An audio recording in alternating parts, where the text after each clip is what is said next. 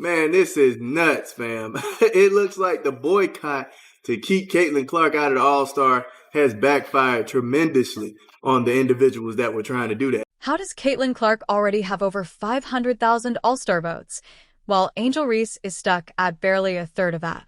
Clark isn't just leading the WNBA All-Star race. She's obliterating the competition, tripling Reese's numbers. So, what's really behind this massive gap?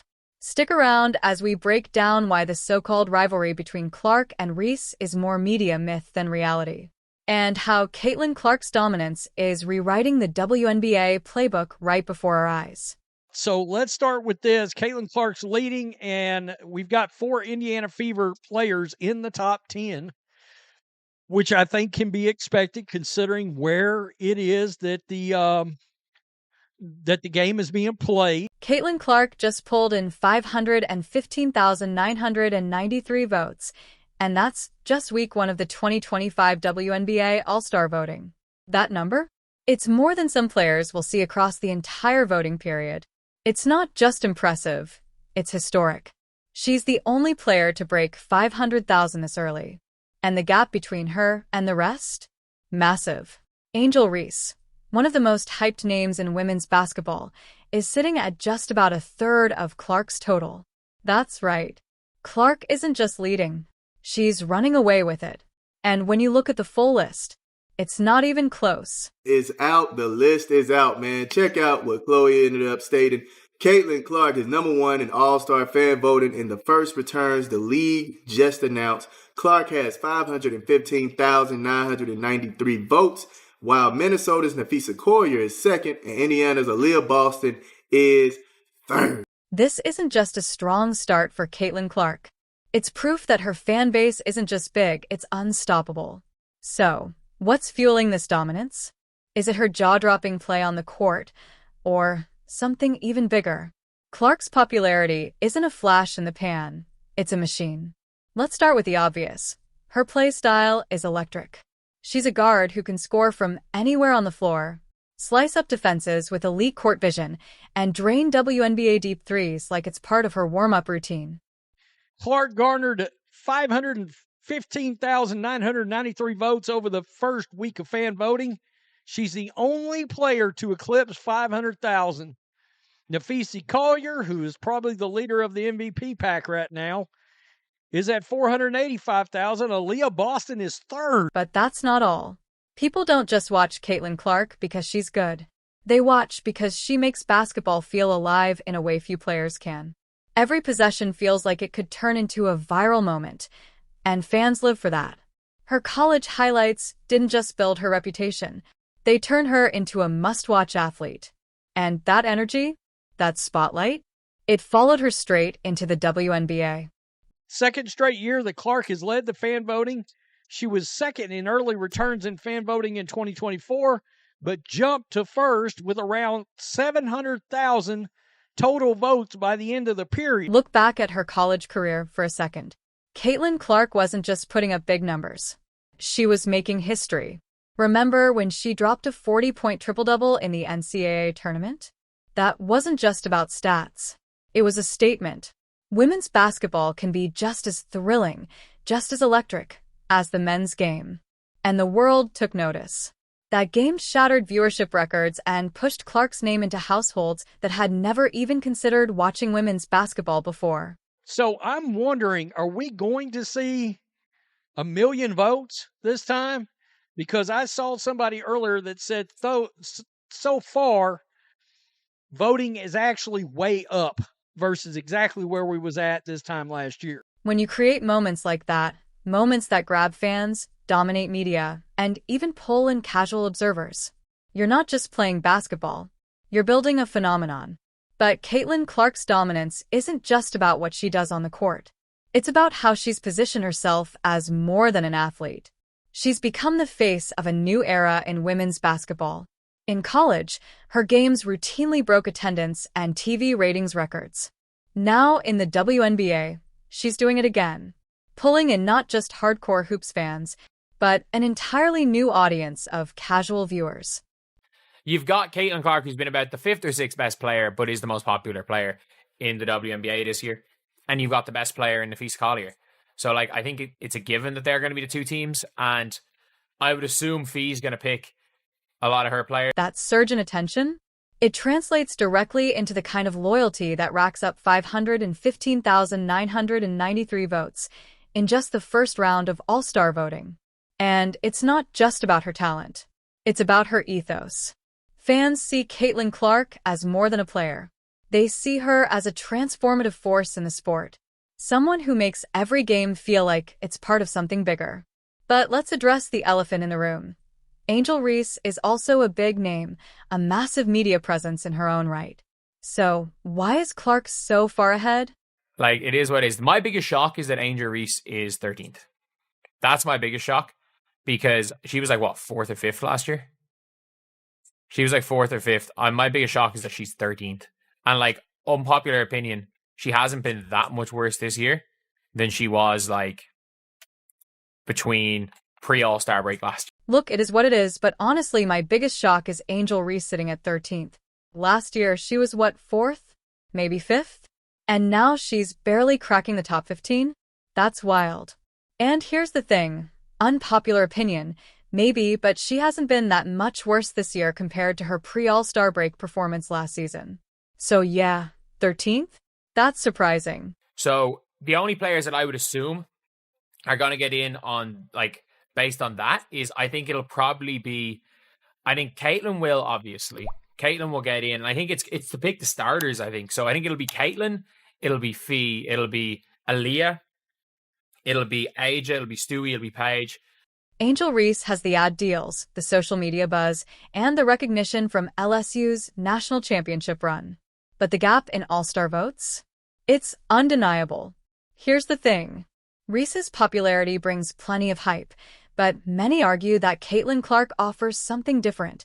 Consistent, jaw-dropping performances that leave no questions about who she is on the court. And when it comes to building a fan base, consistency and trust matter.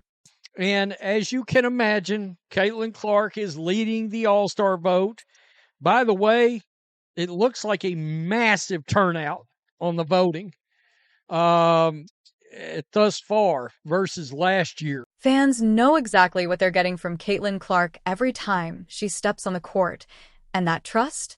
It converts into votes, into views, into jerseys flying off shelves. Caitlin Clark isn't just an all-star. She's reshaping how fans engage with the league. It's not just her scoring or assist numbers that have people talking. It's the cultural impact she's having on women's basketball as a whole. So I will give people a lot of credit. I think a lot of people, it looks like, voted based on basketball for the most part. And there's a supposed, people keep telling me, supposed second most popular player in the league that doesn't look like the second most popular player at all. People don't just watch Caitlin Clark to see her play. They watch to see what she's going to push the game into next. And with over 500,000 votes just 1 week into All-Star voting, one thing is crystal clear. Clark isn't just leading the race. She's leading a movement. But if she's this unstoppable right now, what's holding Angel Reese back? Let's dig into the numbers. Now, you might be asking, if Angel Reese has been so hyped, how is she sitting at 13th in the All-Star voting? That kind of drop? No one saw it coming. Especially after the massive wave of attention she rode from college into her early WNBA career. Reese was positioned as a major star. Big endorsement deals, constant social media buzz, and labeled the natural rival to Caitlin Clark. So, why isn't that hype translating to fan votes? Like, Angel Reese is 13th in All-Star voting. Let that sink in, 13th. Not even top 10. Even some of her fans aren't voting for her. She's behind Lexi Hall. The numbers are clear. The gap isn't just wide, it's alarming. And when you break it down, it raises real questions about Reese's on-court performance versus her media-driven popularity. Let's talk vote count. Angel Reese has fewer votes than players like Lexi Hall, a name that barely comes up in major league conversations. Reese's current standing sharply contrasts with her public image. In fact, a rookie, Kiki Iriafen, is playing better than her right now. And fans are noticing. Kiki's ahead of Reese in votes. Angel isn't even in the top 10. How does someone with national commercials and constant coverage struggle this much in fan support? One word: performance. While Reese undeniably had a breakout moment during LSU's championship run, success in college doesn't always translate to dominance in the pros. Right now, she's averaging just 11 points per game, with a shooting percentage under 35%. And while Chicago's 3-8 record isn't all on her, it's clear things aren't clicking the way fans expected. And even her own fans? Some are freaking out. The WNBA opened All-Star voting, and I'm voting for Angel Reese. It's been open for a week. Voting ends June 28th, and she's still not rising. Fans notice when the hype doesn't match the impact. That disconnect between media image and actual performance has led to real criticism, even from within her own fan base. Some analysts are saying she's taken her eye off the ball, and it's hard to ignore when WNBA forums and social media are full of fans saying, "Her fans don't buy merch. They don't watch games." And now, they're not even voting for her. There's a growing sentiment that Reese is riding a media wave instead of earning her reputation on the court. It's a harsh label, but when you're 13th in All-Star voting despite being one of the loudest voices in the league, it forces a reevaluation of what really drives popularity in this sport. Let's not forget, last year, Olympic players didn't count in the top voting slots. Reese got in by coach selection, not raw votes. Compare her numbers to other players. They pale not just in comparison to Caitlin Clark, but to many under-the-radar athletes. Take Lexi Hull. Without anywhere near Reese's media presence, she still has more votes. Why? Because fans prioritize consistency over hype. Wait, I thought it was about me too? Except everybody's not watching because of you too. If ratings, attendance, the LSU title run, and endless ad deals aren't enough to keep her in the top 10, well, that tells you everything. Her place? 13th. Because in this league, it's not just about off-court moves. It's about trusting a player to show up every single game. So what does this say about the so-called Clark versus Reese rivalry? If anything, this voting disparity proves the gap isn't just real. It's growing. Reese might be a marketing favorite, but Clark has the performance and loyalty to back up the attention. Sutta Sabali has more votes. Natasha Howard is nearly even with Reese. Meanwhile, Caitlin Clark? She has over 3.5 times Reese's votes.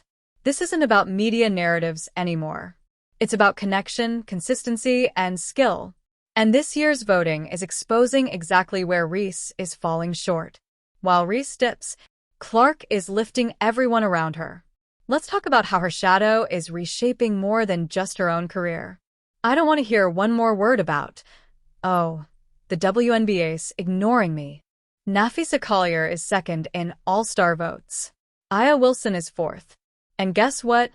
They're playing great. Here's the twist. Caitlin Clark isn't just dominating her own All-Star campaign. She's carrying her teammates with her. Right now, the Indiana Fever has multiple players ranked shockingly high in fan voting, even those with solid but not standout performances. Fans are calling it the Caitlin Clark effect. And honestly, it's hard to argue with that. Clark's gravity doesn't just pull defenders. It pulls fans, media attention, and votes. Take Aaliyah Boston. Always a strong player, sure. But now, she's third in total All-Star votes. Clark's spotlight has amplified Boston's presence, pushing her into conversations she might not be in otherwise. Then there's Lexi Hull, a role player with decent numbers, but nowhere near All-Star flash. Yet she's climbing in votes. Why? Because fans see her next to Clark. They see the highlights. They remember the name. That's called the halo effect. And Clark is radiating it. Even Sophie Cunningham, ranked 23rd with over 95,000 votes, is in the mix to crack the All-Star lineup. The Fever could realistically send 5 or 6 players to the All-Star game. That's unheard of for a team without a dominant record. And it's all because of Clark's magnetic presence. All you have to do is play on Clark's team, and you're getting more votes than some 18 PPG scorers. It's not just about what Clark does. It's the tidal wave of engagement that follows her. While the Clark effect is lifting her teammates, it also reminds us of how far ahead she is in shaping the league's future. So, if this all revolves around Clark's impact, where does that leave Angel Reese? Let's dig into what this widening gap really says about both of these players. In fairness, if Reese keeps improving, she might make the team on merit. But right now, she's just outside all-star level. Trajectory, upward. But comparison to Clark? Not even close. Caitlin Clark isn't just leading all-star voting. She's changing the game. With over 3 times the votes of Angel Reese, she's redefining what it means to be a true star in women's basketball. Her ability to pull fans into the league, to spark national attention, to elevate everyone around her. It's not just impressive, it's transformative. And here's the real question. What does this mean for the WNBA? If one rookie can drive this kind of engagement, what's next for Clark? What's next for the Fever? What's next for the entire league? We're not just watching a player rise. We're watching the future of women's basketball unfolding in real time.